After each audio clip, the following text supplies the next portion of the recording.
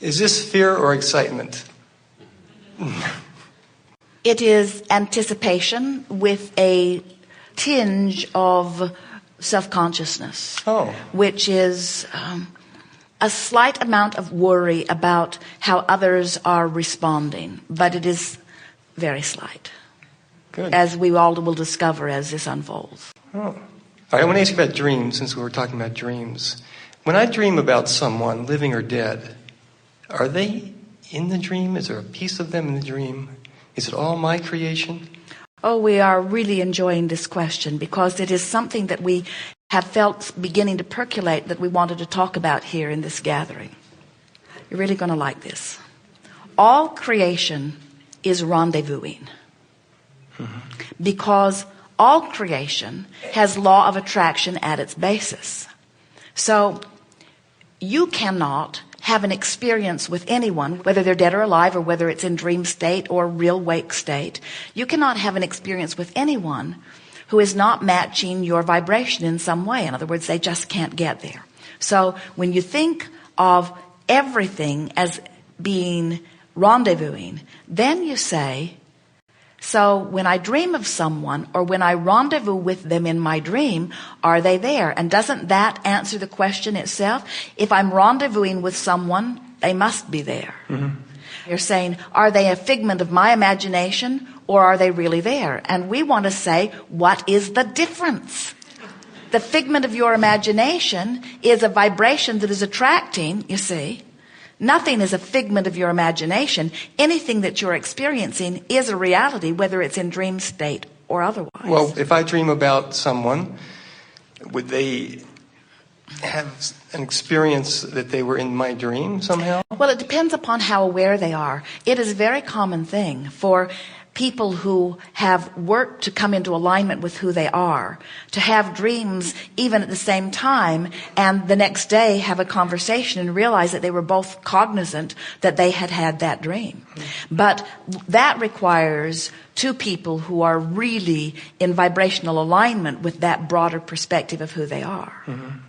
When you dream of someone, you have activated a vibration that has brought an aspect of them to your dream. So then, to really answer your question specifically, the question is, how close to their vibrational beingness are they? Oh, let's keep going with this. This is good. So, I am the creator. We're speaking on your behalf in your physical format. I'm the creator of my own experience. And I've been focusing, so I've activated a vibration, and now I'm beginning to attract. Let's leave the dream out of it for just a moment. I'm beginning to attract circumstances and people and events into my experience. So then the question is, what role are they playing?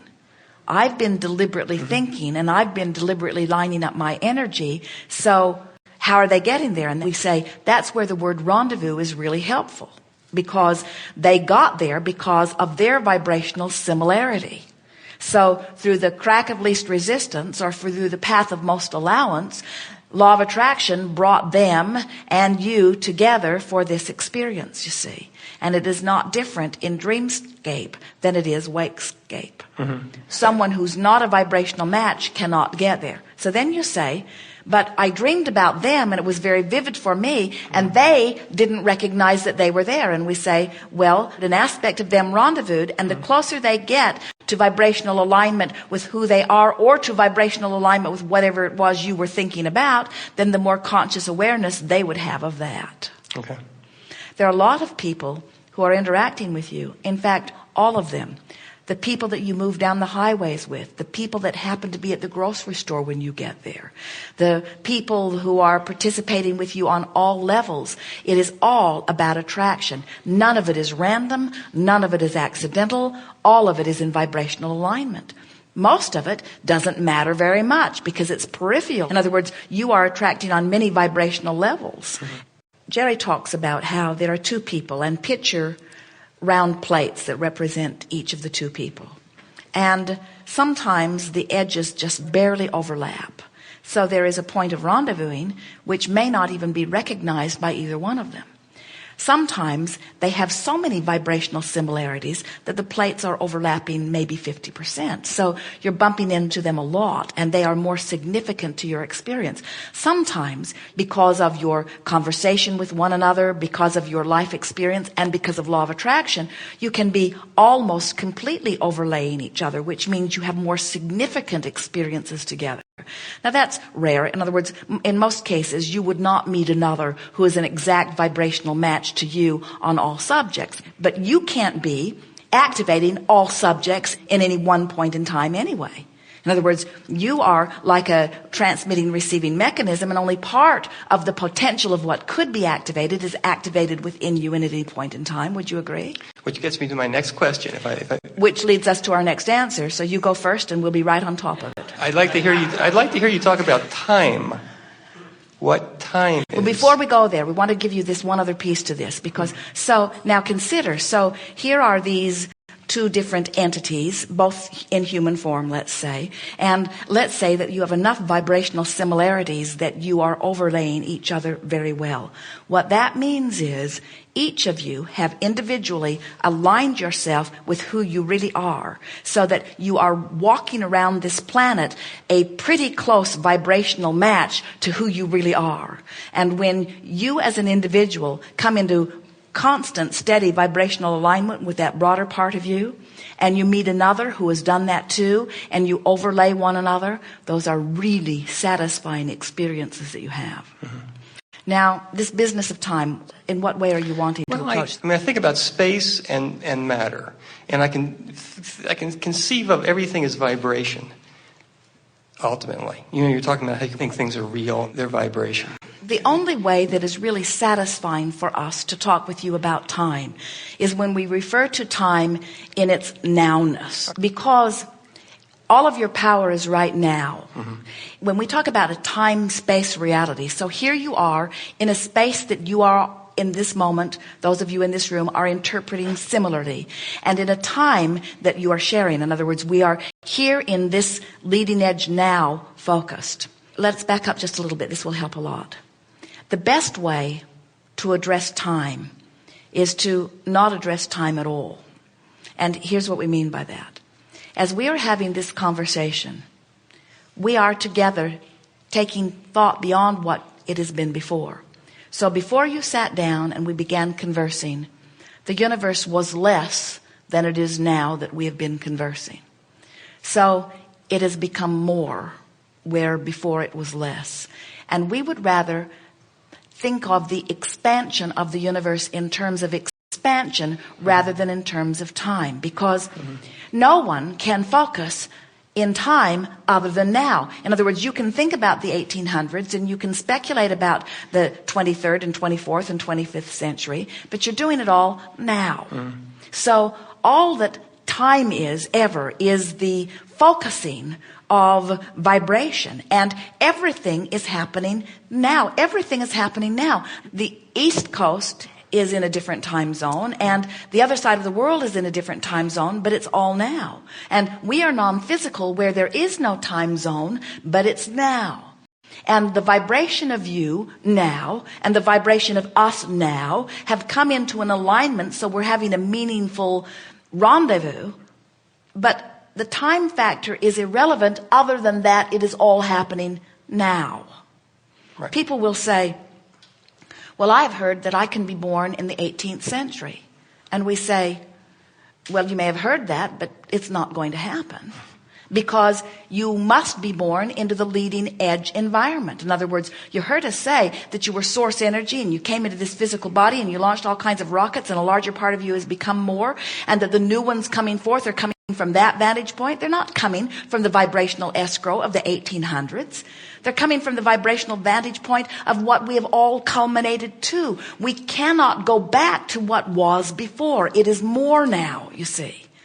And so the reason that the idea of time is so unsatisfying is because there are so many flawed premises around it. Mm-hmm. So what I'm wondering is time what it feels like? It is exactly what it feels like, but it feels differently to different perceivers is of it. Is it linear? Does it keep unfolding, or does it go around? Can I go? Now, we will ask you a question, and when you answer our question, then we'll answer yours. Mm-hmm. So if it's less and then it's more, is that linear? Yeah. As long as you can't go back to less. And can you? No. You can't, can you? Right. So in the sense that there is less and then there is more, if that is linear, then time is linear in exactly the same way. That's fantastic. Yeah. Ooh, that was really good. It was, yeah. Thank you. All right, I'm done. I don't want to go any further. You know that we have answered your questions, yes?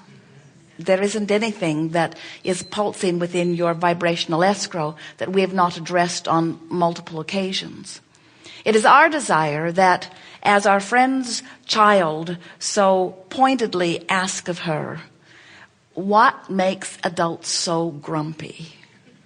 We would like to bring this gathering to a closing by helping you to realize that what makes you grumpy, and the only thing that makes you grumpy, and grumpy is a sort of nice way of putting that.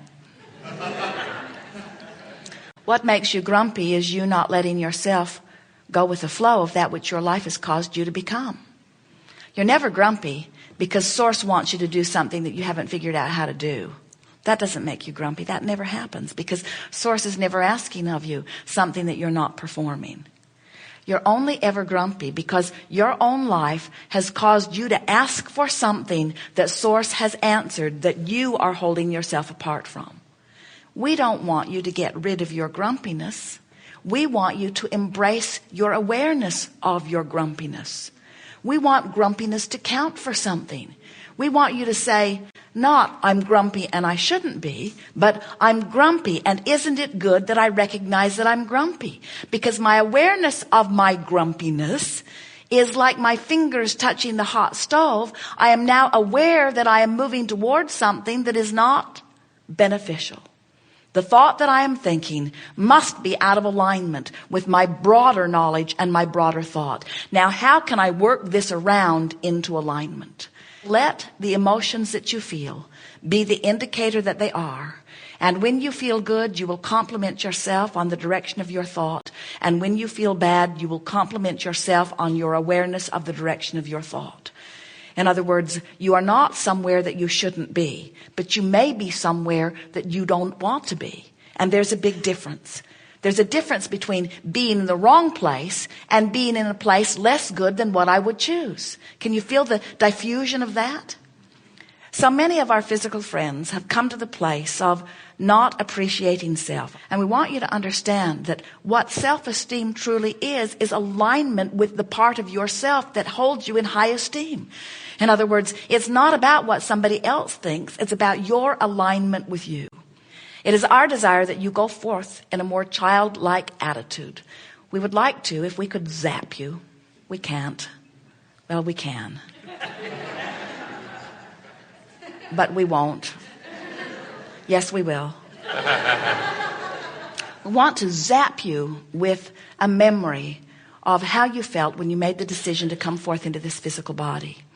And you stood there in your attitude and complete knowledge of the perfection of that which you are, knowing that you are an expanding being who will never stop expanding. And not for a moment did you feel even the slightest bit of lack about where you were in relationship to that expansion that you knew was inevitable. And then you said, I would like a part of this non-physical part of me to go forth in a more specific manner in the physical realm, into this leading edge time-space reality. And I will focus among others, and together we will define who we are, and we will design the expansion as we bang around together. And you said, I will feel the exuberance of life be born within me. And sometimes I will know more clearly what I don't want right before I know what I do want.